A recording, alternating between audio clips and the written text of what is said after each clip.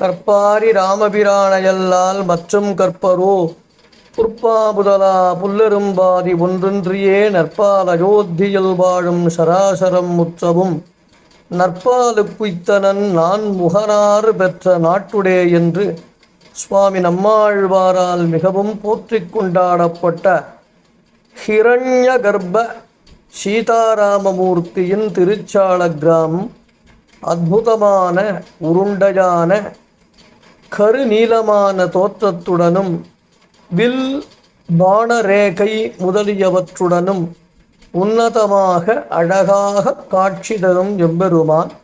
இவருக்கு வதனங்களோ சக்கரங்களோ கிடையாது.